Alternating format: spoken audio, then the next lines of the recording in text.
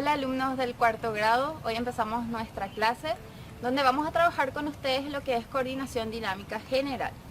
Entonces, antes de cada actividad deben de hacer calentamiento y estiramiento en sus casas, 3 a 4 minutos de trote y después estiramiento.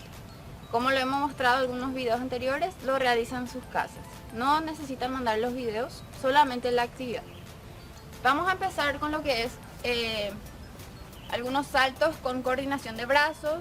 Vamos a usar un palo de escoba, en este caso usamos lo que es de vallas, pero en casa usan palo de escoba. Vamos a realizar movimiento de las piernas como si estuviéramos haciendo payasito. Extendemos derecha arriba, izquierda abajo y saltamos, y luego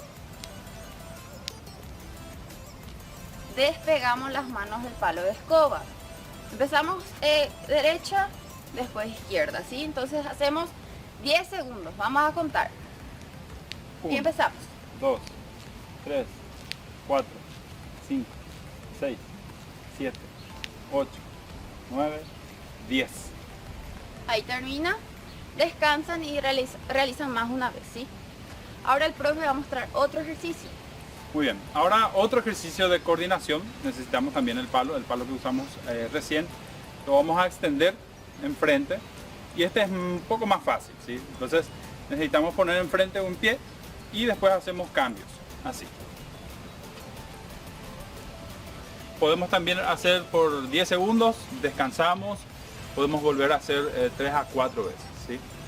Entonces esto es nuestra clase, coordinación.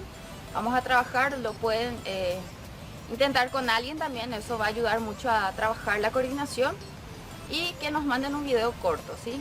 Entonces, que tengan una buena semana y nos despedimos. Chao. Chao.